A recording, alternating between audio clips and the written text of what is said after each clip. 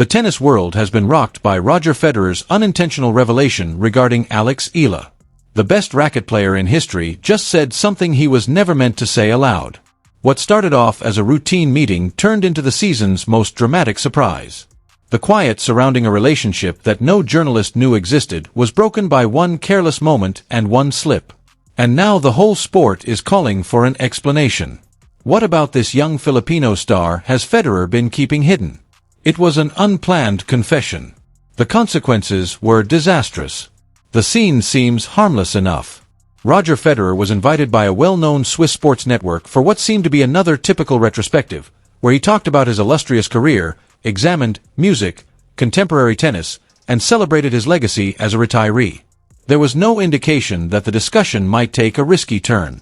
Federer appeared at ease, even carefree. The interviewer began with the usual sentimentality. Wimbledon triumphs, thrilling Nadal matches, and the poignant farewell at the Lever Cup. For a champion who had already bid farewell to professional competition, it was only fair. Warmth, familiarity, and safety permeated the air. The pivot then appeared. The interviewer casually said, "You've always had an eye for emerging talent, Roger. Right now, who in women's tennis excites you?" It was an apparently innocuous question, the kind Federer had responded to innumerable times with tactful compliments for obvious names. Sabalina, Gal, and Fiat. Vague enough to pique interest without making headlines, generic enough to steer clear of controversy. However, his expression changed this time. Federer paused, but it wasn't the composed pause of a cautious ambassador in the media music. This was distinct, sincere, and conflicted, as though he was considering whether to open a door that he had purposefully left closed. His jaw stiffened and his eyes narrowed a little. The internal struggle taking on in real time would have been obvious to anyone paying close attention. He began, "There's someone," but then he stopped himself. Sensing blood in the water, the interviewer leaned forward. Professional instinct took over. This was no longer music, prescribed terrain. "I have been watching a certain player for over 3 years. Music. A person that most people have yet to discuss. Someone I've worked behind the scenes with." The temperature in the room abruptly altered. "Alex Eala," he uttered, his name hanging in the air like a trial confession. "I've been providing her with one-on-one coaching, technical guidance, match observation, and connections to my old coaches, things I haven't done for anyone outside of my own institution." The interviewer's expression revealed utter disbelief. The public was unaware of this. There had been no reports of a romance between the rising Filipino star and the Swiss maestro in the tennis media. No social media clues, no training sessions revealed, nothing. Federer knew instantly, music. What he had done. Something like remorse, or maybe freedom, flashed across his face. The secret had been revealed. Walking it back was not an option. With a hesitant laugh that did nothing to lessen the impact of what had just come out of his mouth, "I probably shouldn't have said that. It's too late." The video went viral on all tennis platforms in less than 17 minutes. Twitter went crazy. Instagram took off. Threads on Reddit spread like wildfire. The tennis community called for an explanation. Journalists rushed to confirm information. Previously only known to ardent fans of lower-tier competitions, Eala's name suddenly dominated international sports news. Why would the most famous person in the sport, Roger Federer, covertly invest in a Filipino player who isn't ranked? What did he notice that no one else did? Why the secrecy, too? The tennis world's preconceived notions about Federer's retirement activities and Eala's unlikely path to importance were in danger of changing as a result of the unintentional admission. However, no one was yet aware of this. Music, Federer's relationship with Eala wasn't coincidental.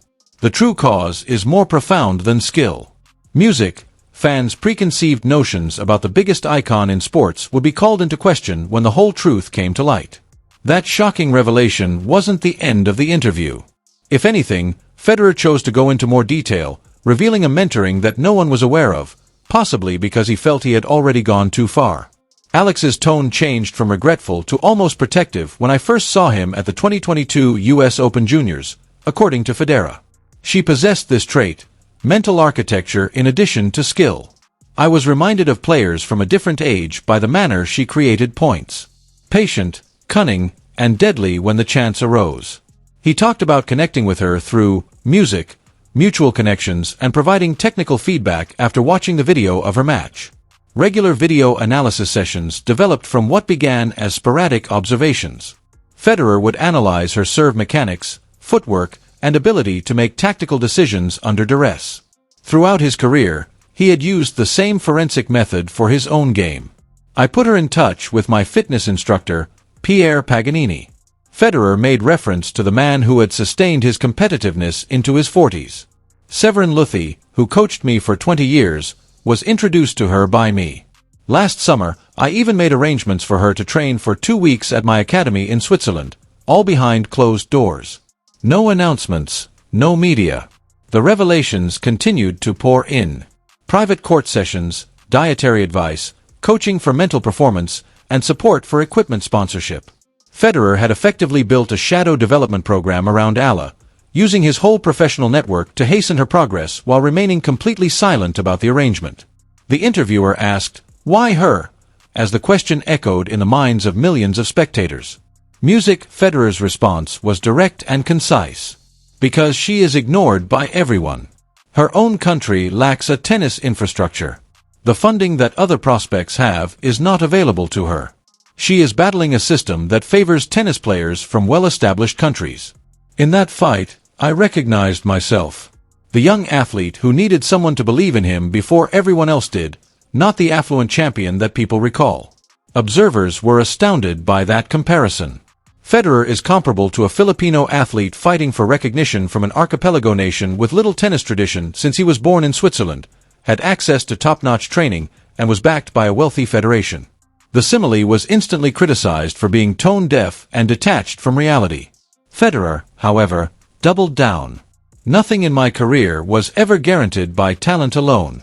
People put money into me before the outcomes warranted it, which is why I was successful. When I was emotional and lacked discipline, Tony Rowe recognized potential in me. When I was losing junior matches, Peter Carter had faith in me. Alex is deserving of the same faith. Then he made a forecast that rocked professional tennis with music. She will enter the top music 30 in 3 years. She will advance to a Grand Slam quarterfinal in 5. That assessment is what I'm putting my reputation on. Those statements held catastrophic music weight coming from possibly the greatest player in history. Although Federer seldom made predictions about certain athletes in public, his support may create chances. Media interest, sponsorship attention, and wild card entries, all of which may take years to obtain naturally. However, it also made Alex Eala a huge target.